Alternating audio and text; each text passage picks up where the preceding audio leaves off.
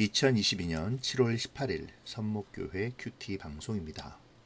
기도합니다. 고마우신 하나님, 다시 한 주간을 시작하게 하시니 감사합니다. 주님이 주신 이 한 주간도 말씀과 함께 살아가는 그러한 한 주간이 되도록 인도하여 주시옵소서. 이 시간 말씀 앞에 섰습니다. 함께 하여 주셔서 말씀에 깨달아지고 또 삶에 적용되는 묵상이 되도록 하나님 붙잡아 주시옵소서. 감사를 드리며 예수님의 이름으로 기도합니다. 아멘. 오늘 묵상할 말씀은 출애굽기 1장 1절에서 22절입니다. 야곱과 함께 각각 자기 가족을 데리고 애굽에 이른 이스라엘 아들들의 이름은 이러하니 르우벤과 시므온과 레위와 유다와 이사갈과 스불론과 베냐민과 단과 납달리와 갓과 아세리요. 야곱의 허리에서 나온 사람이 모두 70이요. 요셉은 애굽에 있었더라. 요셉과 그의 모든 형제와 그 시대의 사람은 다 죽었고 이스라엘 자손은 생육하고 불어나 번성하고 매우 강하여 온 땅에 가득하게 되었더라. 요셉을 알지 못하는 새 왕이 일어나 애굽을 다스리더니 그가 그 백성에게 이르되 이 백성이 이스라엘 자손이 우리보다 많고 강하도다. 자, 우리가 그들에게 대하여 지혜롭게 하자. 두렵건대 그들이 더 많게 되면 전쟁이 일어날 때에 우리 대적과 합하여 우리와 싸우고 이 땅에서 나갈까 하노라 하고 감독들을 그들 위에 세우고 그들에게 무거운 짐을 지워 괴롭게 하여 그들에게 바로를 위하여 국고성 비돔과 라암셋을 건축하게 하니라. 그러나 학대를 받을수록 더욱 번성하여 퍼져나가니 애굽 사람이 이스라엘 자손으로 말미암아 근심하여 이스라엘 자손에게 이를 엄하게 시켜 어려운 노동으로 그들의 생활을 괴롭게 하니 곧 흙 이기기와 벽돌 굽기와 농사의 여러 가지 일이라. 그 시키는 일이 모두 엄하였더라. 애굽 왕이 히브리 산파 십브라라 하는 사람과 부하라 하는 사람에게 말하여 이르되 너희는 히브리 여인을 위하여 해산을 놓을 때에 그 자리를 살펴서 아들이 얻은 그를 죽이고 딸이 거든 살려두라. 그러나 산파들이 하나님을 두려워하여 애굽 왕의 명령을 어기고 남자 아기들을 살린지라. 애굽 왕이 산파를 불러 그들에게 이르되 너희가 어찌하여 이같이 남자 아기들을 살렸느냐. 산파가 바로에게 대답하되 히브리 여인은 애굽 여인과 같지 아니하고 건장하여 산파가 그들에게 이르기 전에 해산하였더이다 하매 하나님이 그 산파들에게 은혜를 베푸시니 그 백성은 번성하고 매우 강해지니라. 그 산파들은 하나님을 경외하였으므로 하나님이 그들의 집안을 흥왕하게 하신지라. 그러므로 바로가 그의 모든 백성에게 명령하여 이르되 아들이 태어나거든 너희는 그를 나일강에 던지고 딸이거든 살려두라 하였더라. 아멘. 오늘부터 출애굽기를 묵상합니다.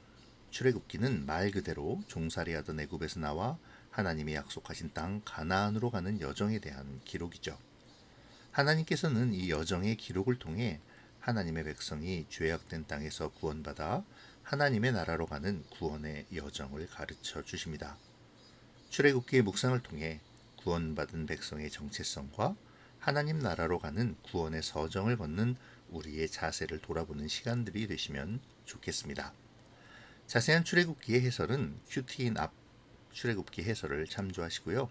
또 묵상을 해나가면서 그때그때 상황에 맞춰 출애굽기의 의미와 목적을 설명해 보도록 하겠습니다. 출애굽기는 야곱이 애굽에 정착한 이야기로부터 시작하죠. 특이한 점은 야곱을 이스라엘로 부르고 있다는 점인데요. 이 점은 곧 하나님께서 야곱에게 하신 약속, 곧 너의 이름을 약속의 이름인 이스라엘로 부르며 아브라함, 이삭과 맺은 후손의 축복과 더 나아가 구속의 약속을 지키실 것을 다시 확인시키는, 그래서 앞으로 출애굽기가 어떤 방향으로 흘러갈 것인지를 보여주는 것이기도 하죠. 야곱과 아들들이 요셉의 초청으로 애굽으로 이주한 지도 꽤 오랜 시간이 지났습니다. 그리고 야곱과 요셉은 이미 죽고 없죠. 하지만 하나님의 약속은 여전히 유효합니다. 성경은 이스라엘의 후손들이 생육하고 번성하여 수가 불어나고 세력이 커졌다고 기록하므로 그 약속이 성취되고 있음을 보여주고 있죠.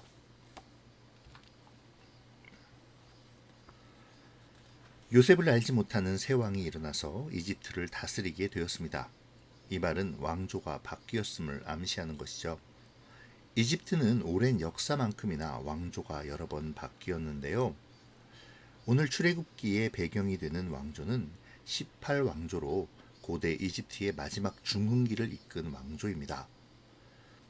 요셉이 총리가 되었을 당시의 왕조는 중왕조 시기의 12왕조였는데요. 요셉의 죽음과 함께 이 중왕조의 시기도 몰락하고 이스라엘 민족과 같은 셈족 계열의 힉소스 왕조가 등장하게 되죠.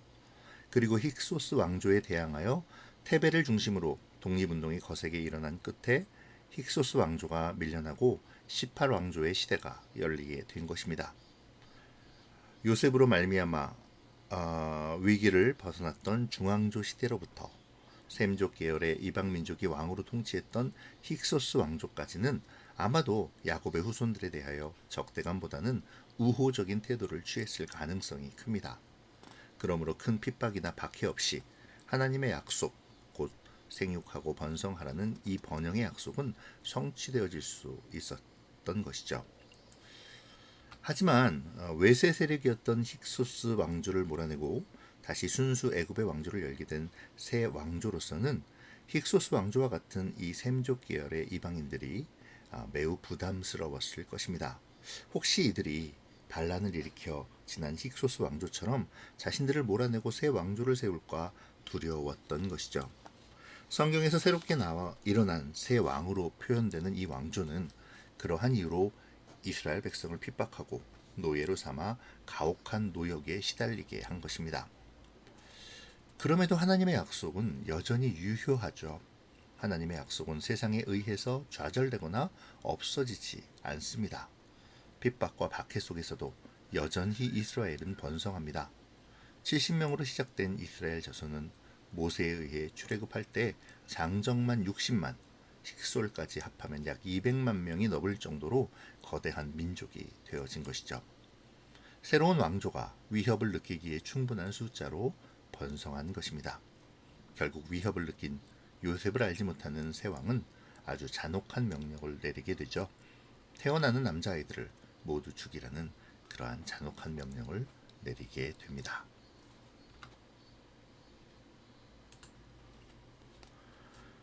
우리는 흔히 하나님의 역사와 세상의 역사를 따로 떼어 생각하는 경향이 있습니다.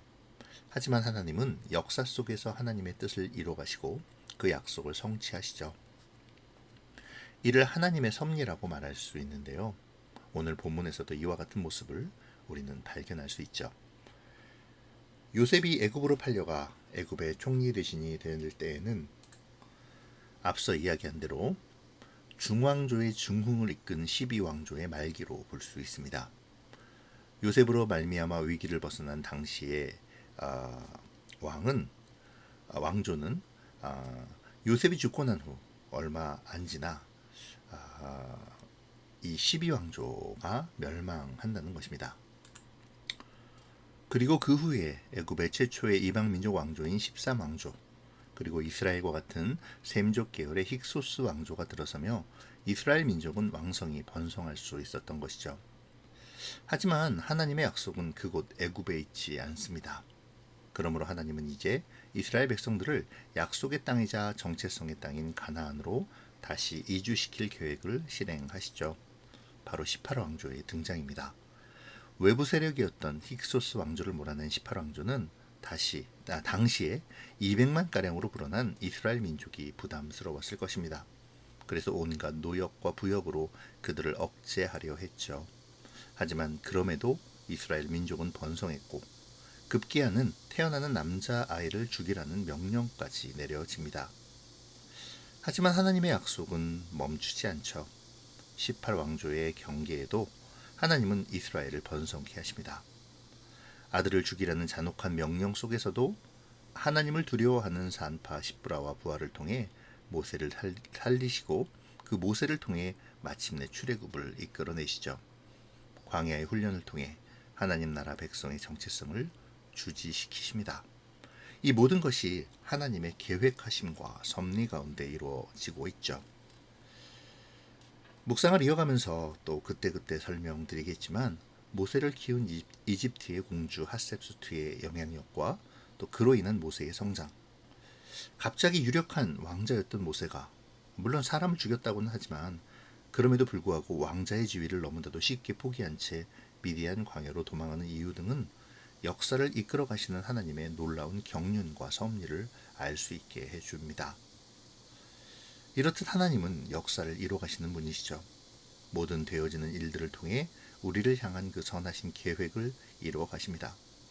오늘 본문 속 이스라엘의 고통과 고난을 들으시는 하나님의 긍휼하심, 그리고 억울한 노역과 고난 가운데서도 불구하고 번성케 하시는 하나님의 신실하심을 묵상하면 좋겠습니다. 그 긍휼하시고 신실하심이 오늘 우리에게도 여전히 임하고 있음을 기억하면 좋겠네요. 오늘 우리의 상황이 힘들고 어렵습니까?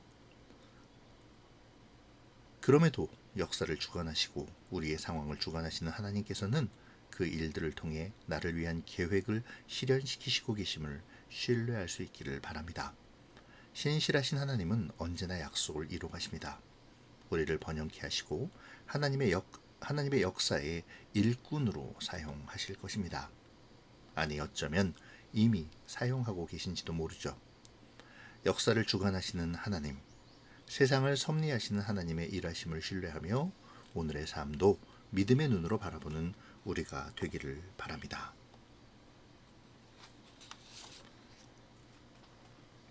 이스라엘에 태어나는 남자아이들을 죽이라는 바로의 명령이 있었지만 산파 시브라와 부하는 이 명령을 거부하고 남자아이들을 살립니다.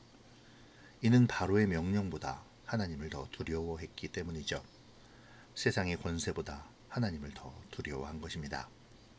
어쩌면 하나님의 백성이기에 당연한 것처럼 보이기도 하지만 이러한 일은 결코 쉬운 것이 아니죠. 보이지 않는 하나님의 말씀보다는 보이는 막강한 권력의 요구가 더 두려운 것이 인지상정이기 때문입니다. 하지만 그럼에도 하나님을 더 두려워하는 시브라와 부하의 오늘 본문의 모습은 믿는 사람들, 곧 하나님의 백성이 세상을 향해 가져야 할 태도가 무엇인지를 분명히 가르쳐주죠. 세상을 살아가며 세상과 타협해야 하는 순간이 우리에게 종종 다가옵니다. 하나님이 주시는 양심과 세상에서의 삶의 지혜가 타협되지 않고 부딪히는 순간이 있죠. 그러한 때 우리는 어떤 방향을 선택해야 할까요? 오늘 본문 속의 시브라와 부하는 이 점을 말해주고 있습니다. 그들이 행동한 것은 목숨을 건 행동이었습니다. 바로의 말에 따랐으면 그녀들은 적어도 바로가 제공하는 안전을 보장받았을 것입니다. 비록 히브리 사람이었지만 바로에게 인정받아 편안하고 안락한 삶을 누릴 수도 있었겠죠. 하지만 그들은 그것을 선택하지 않았습니다. 오히려 목숨을 걸고 하나님의 섭리에 동참했죠. 그리고 하나님은 그러한 그들에게 번성하고 매우 강해지는 흥왕의 복을 허락해 주셨습니다. 오늘 말씀은 세상 권력에 굴복하지 않고 하나님만을 두려워하며 하나님의 섭리에 동참한 산파 시브라와 부하의 이야기를 통해 우리에게 믿음의 삶이 무엇인지를 알려줍니다. 이 시간 우리의 믿음을 돌아보죠. 우리는 어떤 선택을 하고 있습니까? 세상을 위한 삶입니까? 하나님을 위한 삶입니까? 세상은 하나님을 따라 사는 것이 위험하고 힘든 일이라고, 세상을 따르는 것이 안락함과 안전함을 보장받는 길이라고 우리를 미혹합니다. 하지만 오늘 말씀은 온전히 하나님을 두려워하며 하나님의 약속을 지켜나가는 것이 그 약속의 성취를 얻는 길임을, 번성하고 강해지며 흥왕해지는 길임을 확실히 보여주고 있죠. 오늘의 묵상이 우리의 삶의 태도를 점검하며 무엇을 따라야 할지에 대한 결단을 새삼 일으키는 그러한 복되고 귀한 시간이 되기를 축복합니다. 기도로 마치겠습니다. 고마우신 하나님 감사합니다. 오늘도 묵상의 자리에 서서 하나님의 역사와 섭리를 바라보게 하시니 감사합니다. 주님, 우리가 역사 속에 주관하시는 하나님의 섭리를 바라보았사오니 우리의 삶의 역사 속에서도 이루시는 하나님의 섭리를 소망하게 하시고 진정 번성하고 강해지며 흥왕하는 삶이 무엇인지를 깨닫고 결단하게 도와주시옵소서. 오늘도 주님과 동행하기를 원하오며 예수님의 이름으로 기도합니다. 아멘.